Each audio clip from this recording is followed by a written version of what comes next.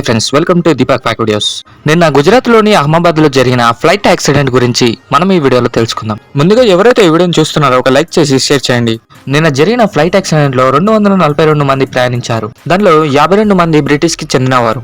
ఒకరు పోర్టుగల్లో, మిగతా అందరూ ఇండియన్స్ కావడంతో చాలా మంది చనిపోయారు. ఇదొక ఘోరమైన బాధాకర విషాదం. ప్రయాణించేవారు ఎంతో సంతోషంగా ప్రయాణించుదాం అనుకున్న ఈ ఘోర విషాదం వల్ల చాలా మంది చనిపోయారు. 250కి పైగా మనుషులు చనిపోయారు. పైకి వెళ్లాల్సిన ఫ్లైట్ కిందికి వచ్చి మెడికల్ కాలేజ్ ని ఢీకొట్టింది. దాంట్లో ఫ్లైట్ లో ఉండేవారు కాకుండా మెడికల్ కాలేజ్ వారు కూడా చనిపోయారు. గుజరాత్ కి చెందిన సీఎం కూడా చనిపోయాడు.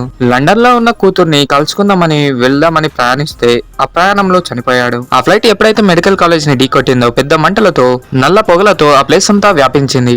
దానిలో ప్రయాణించే ఒక వ్యక్తి వీడియో తీస్తూ ఏం చెప్పాడంటే, ఫ్లైట్ లో ఉండే బటన్స్, స్క్రీన్స్, లైట్స్ అయితే పనిచేయడం లేదని చెప్పాడు. కొద్దిసేపటికే ఫ్లైట్ లో వీడియో తీసిన ఆ వ్యక్తి కూడా చనిపోయాడు. ఫ్లైట్ లో ప్రయాణించే 241 మంది చనిపోయారు. కానీ దాంట్లో ఒక వ్యక్తి మాత్రం బ్రతికాడు. అతని పేరు వికాస్ కుమార్. ఫ్లైట్ లోని 11A సీట్ లో కూర్చున్నాడు. వికాస్ కుమార్ మరణాన్ని జయించాడు. మరణం ఎప్పుడు వస్తుందో ఎవరికి తెలియదు. అలాంటి మరణం నుంచి బయటపడిన వ్యక్తి ఇతనొక్కడే. ఫ్లైట్ యాక్సిడెంట్ జరిగినప్పుడు ఇతను మాత్రం నడుచుకుంటూ బయటకైతే వచ్చేశాడు. అతని పక్కనున్న ఫ్రెండ్ కూడా చనిపోయాడు. అసలు ఫ్లైట్ కి ఏమైంది? ఫ్లైట్ కున్న వింగ్స్ కి ఏమన్నా అయిందా? దానిలో ఇంజన్ ఖరాబ్ అయిపోయిందా? ఫ్లైట్ ని కంట్రోల్ చేయలేక పైలట్ ఢీకొట్టేశాడా?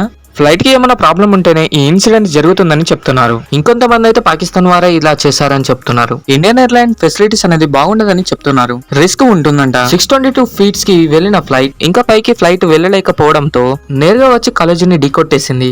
ఈ ప్రమాదం వల్ల అంబులెన్స్, ఫైర్ ఇంజిన్స్ అయితే అక్కడికి వచ్చేసాయి. మంటలన్నీ ఆర్పేశాక వాళ్ళ డెడ్ బాడీస్ చూసి తట్టుకోలేని పరిస్థితిలో ఉన్నారు. చాలా మంది ఫ్యామిలీస్ అయితే బాధపడుతూ ఉన్నాయి. 2025 లో అతిపెద్ద ప్రమాదం అంటే అది ఇదే. ప్రతి గంటకి అప్డేట్స్ అయితే వస్తున్నాయి. ఫ్లైట్ ని నడిపే వ్యక్తి సుమిత్ సబర్వాల్. ఇతనికి 8200 ఫ్లయింగ్ అవర్స్ ఎక్స్పీరియన్స్ అయితే ఉంది. 10 years నుంచి ఫ్లైట్ ని నడిపే ఎక్స్పీరియన్స్ కూడా ఇతనికి ఉంది. కానీ ఇక్కడ ఫ్లైట్ ని నడుపుతున్న పైలట్ ది తప్పు కాదు. ఫ్లైట్ ఇంజన్ వలన ఫ్లైట్ పైకి ఎగరలేక యాక్సిడెంట్ అయి చనిపోయారు. 1996 తర్వాత 2025 లో ఎయిర్లైన్ లో అతిపెద్ద ప్రమాదంగా మారింది. ఇండియాలో అతిపెద్ద ప్రమాదం కాబట్టి చనిపోయిన వారి కుటుంబాల గురించి ప్రార్థించండి. Thanks for watching.